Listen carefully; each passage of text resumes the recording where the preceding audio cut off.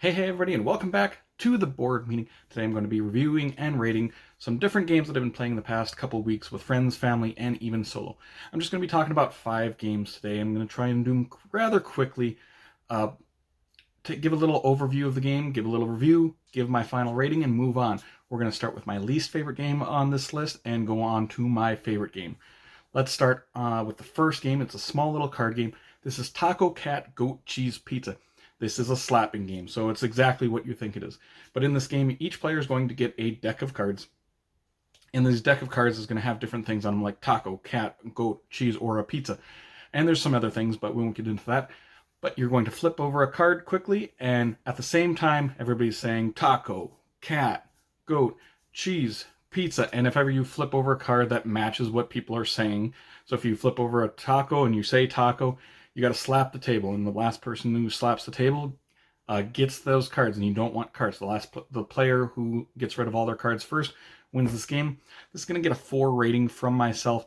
It's a slapping game. I don't like slapping games, but if you like slapping games, I could see some people really enjoying this, as a party game, as like a kid's game, stuff like that. This was about silly and fun for me for about 20 seconds, and then I'm like, okay, I'm kind of done with this. But yeah, if you like slapping games, check it out. If not, this isn't going to be a game you're going to enjoy. So yeah, Taco Cat Goat Cheese Pizza gets a 4 rating from myself. Let's move on to the next game. It's a much bigger game. This is the Smiths of Winterforge. This is a dwarf theme game. I love dwarves, so I was pretty excited about this. This has been on my shelf of shame for quite a long time. It is a worker movement game where you are going to be moving around your worker, taking different actions.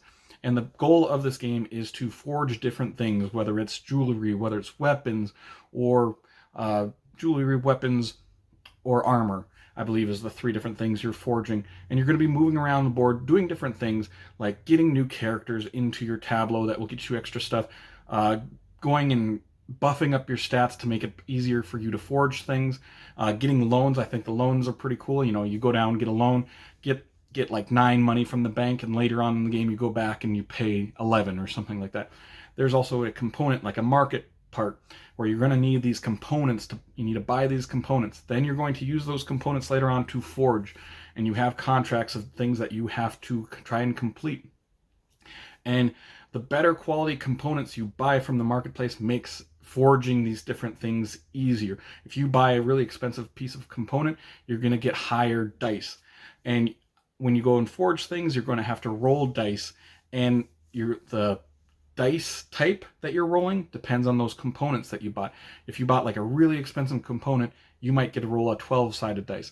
If you bought like a cheap one, you're only going to roll like a 3 or 4-sided dice. And the higher, more difficult things to forge are going to be worth more points, more money at the end of the game. It's pretty much what you think of it. But yeah, you're going to be rolling those dice to forge that. And that's the one thing I don't really like about this game. It feels like a very Euro style game, but then there's like this dice rolling, and the game really comes down to that dice rolling, whether you roll good or roll if you roll badly. If you do roll badly and you don't hit the number that you need to forge those specific things, you do get a +1 for the next time you attempt it.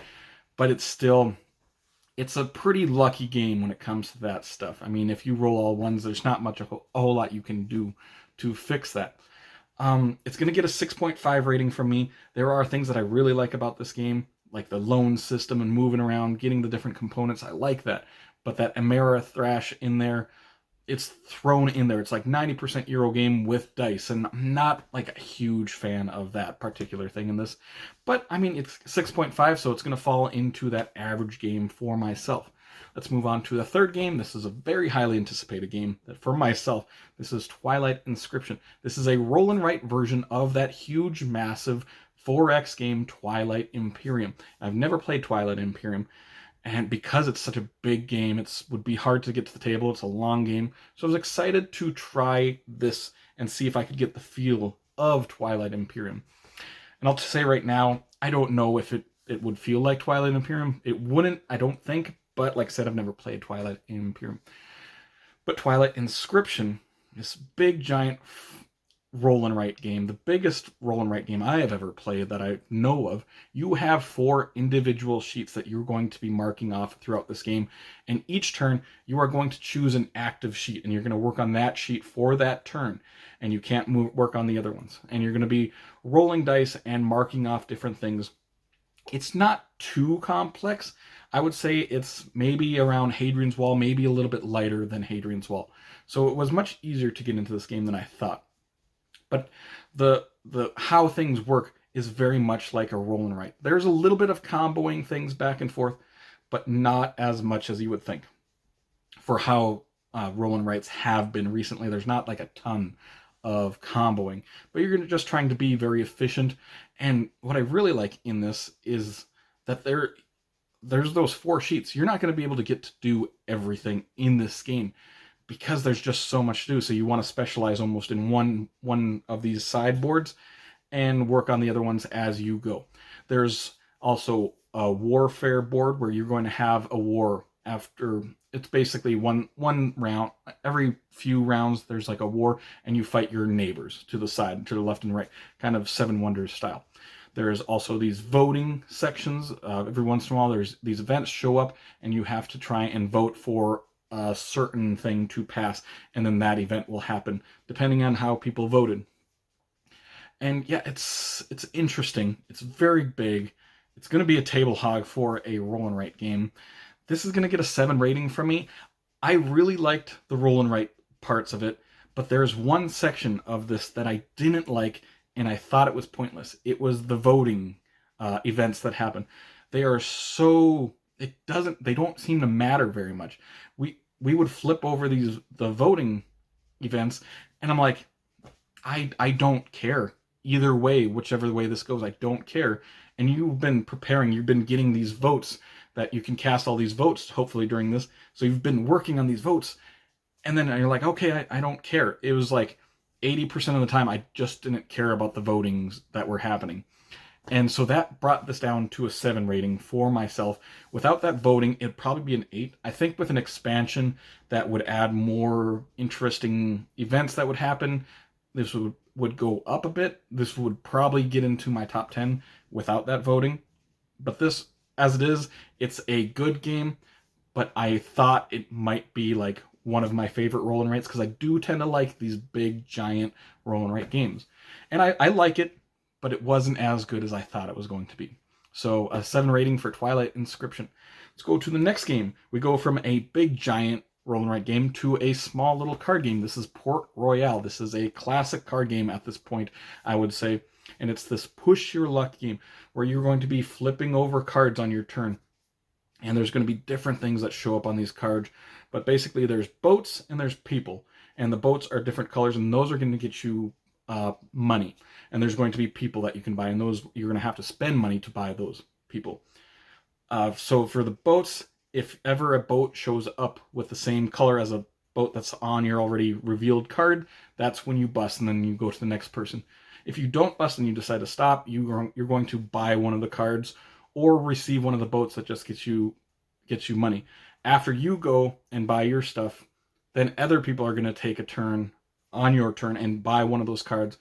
And when they take one of those cards, they're going to have to pay you, the active player, 1 coin in order to buy those specific cards. And then a lot of cards have points on them, and a lot of cards have some special ability. So it's sort of like this engine building game where, like, you know, at the end of the game, you might get an extra coin or 2 for all the blue boats that you take, or different special abilities. If you have so many revealed cards, you get an extra coin. Stuff like that. That's going to kind of engine build in this game. I really like this one. It's going to get a 7.5 rating from me. One of my favorite, I wouldn't say one of my favorite, but it's a very good filler card game. A nice little push your luck game. Port Royale, 7.5. Let's go to the last game of this week. This is Lorenzo Il Magnifico. This is a much bigger game. This is a dice worker placement game. And if you know me, you know that I like my dice worker placement games. What makes this one interesting is you are going to roll these dice, and the dice are colored. Now, everybody has to use those 3 dice, but you have pawns that represent those colors. So you have, for the orange dice, you have an orange pawn that represents whatever you rolled for that round, and everybody has that has the same numbers, the same pawns that they're going to be using. You're going to be moving, putting these pawns out, taking the actions of the specific places that you're going, and most of those places are to get you cards to put into your tableau area. And then it becomes sort of this engine building stuff, and you're going to be spending resources. Resources are very tight in this game, whether it is money or whether it's the wood or other resources that you're going to be spending to buy cards.